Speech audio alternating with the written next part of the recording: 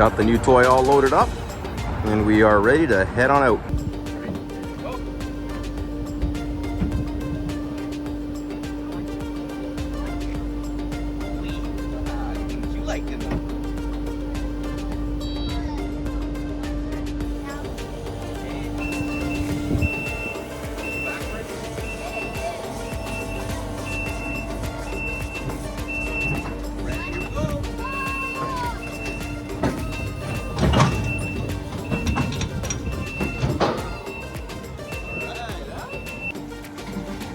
Got the first bucket going into the new toy by the big boss.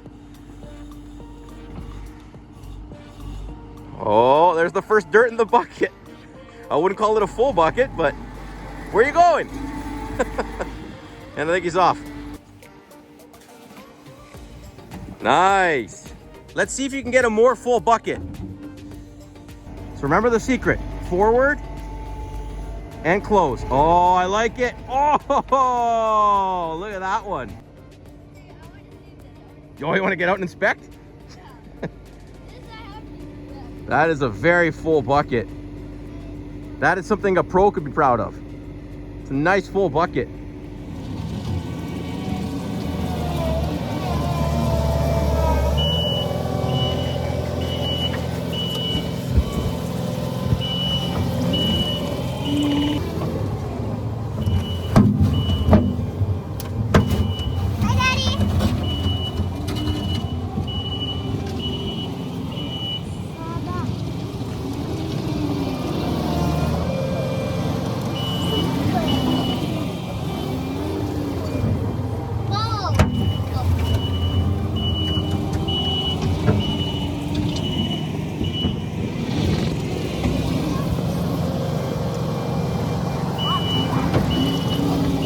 Okay, and we are here with our new Kubota SVL 75-3. So this is the new edition, the new Kubota's skid steers, and you'll see a few differences right off the bat.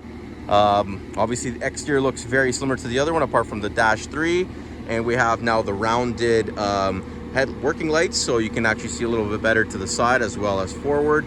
Coming around the back, I'm just going to go ahead and actually shut that off so we can hear a little bit better. So right away, noticing the back here, you can see on the top, it's a little bit higher. The branding looks a little different. And there's a few reasons for that. Number one, the rad is now on top. So they have the rad with this reversing fan that helps blow out the rad on top. And if we open it up, we'll notice one of the first changes, which also adds this counterweight. And we'll notice here they have the pin to lock in the door. So perfect example of where this is handy because it's a little bit leaning and the door keeps closing on me. So for added counterweight, our fuel tank is now on the back on the door here. Easy access to the fuel lid right there as opposed to before where it was on the side here. So that opens up, counterweight, and the radiator being up top now opens up this whole space here for easy serviceability to get to your fuel filters, oil filter, air, battery. Everything is much nicer to be accessed here when servicing the machine, as opposed to before you had to literally slide out the radiator, take a bunch of bolts out, and it was a little bit of an inconvenience to service that. So that's a big improvement in my opinion on the serviceability here. The tracks are also different. These are a little bit more of an aggressive tread on them, so I'm excited to see how these perform in the dirt, especially those tackier days. That's just a minor thing on the tracks. All right, so now moving into the cab here, a few big changes. First one is the whole cab itself is actually apparently one sealed unit now. I haven't actually lifted it to verify that, but it's supposed to be, where the whole cab actually comes up. So it's supposed to be more sealed for things like dust, sound. So it's supposed to be a much better operating environment, obviously with you having the door closed, which another one of my favorite things about Kubota is the sliding up overhead door. That's always been a huge selling feature for me, in particular on this brand of machine, as opposed to the doors that swing out. Second big improvement here is the fans. So they now have, they always had, I think the 3 on this side, but they now added the fans on this side, because before it was a little bit poor quality in terms of how much air, but also only limited to one side. So wouldn't warm up or cool off enough in here, in my opinion. So hopefully adding these extra fans around here, and apparently the system is more beefed up. So excited to see how that works out. Next big change is going to be the touchscreen. So now they're all keyless start. And so to get it started, you're gonna have to press the engine start button, and the computer will prompt up where you will be able to punch in your code. I think you can set a variety of different codes for different operators. So I'm gonna go ahead and punch in my code now. And there we go, machine is starting up. Reverse fan setting is on, and we are able to start. Okay, and you can see there, we're up to 1.6 hours now. That's after messing around with this thing for nearly an hour at this point at the dealership and here. So our controls are here, things for your parking brake, obviously to get it going, your locks to get it going, parking brake, auxiliary wipers, all that stuff, lights, everything's over here.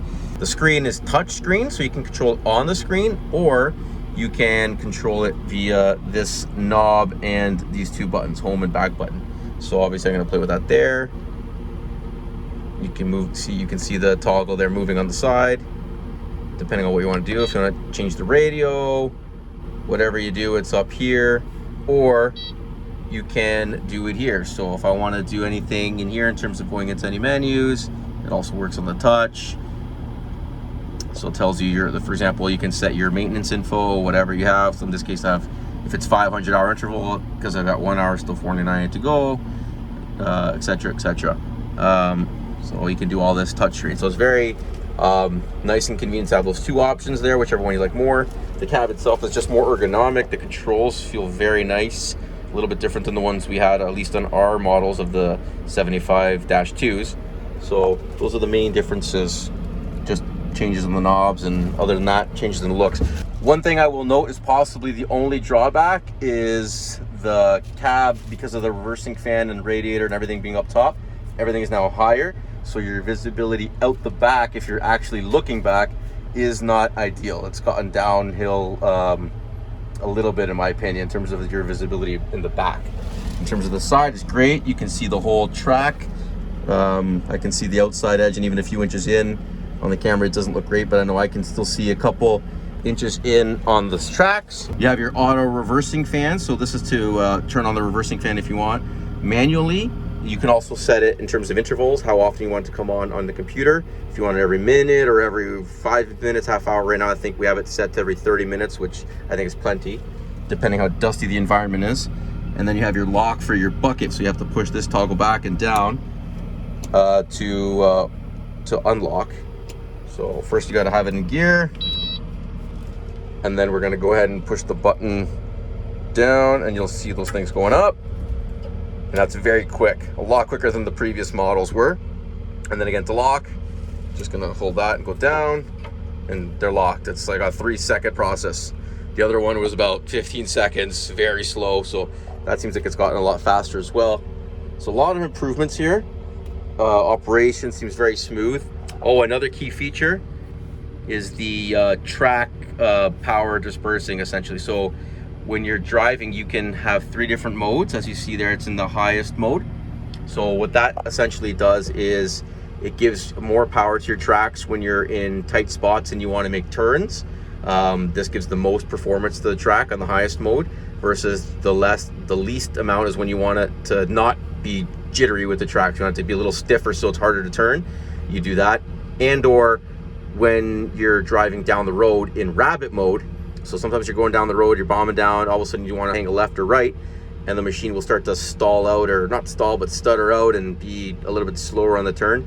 Well, this is now going to automatically downshift into the lower gear on its own, so you can complete the turn, and as soon as it senses it's now no longer putting extra strain on the tracks, you're going to go back up to rabbit mode and be able to pick up again on your speed without having to manually shift gears down and that when you're traveling down roads. So I think that pretty well wraps up the main changes. If I remember anything else, I will mention them later on, but I think that's the main big ones that I've noticed on this new edition of the Kubota Skidsteer.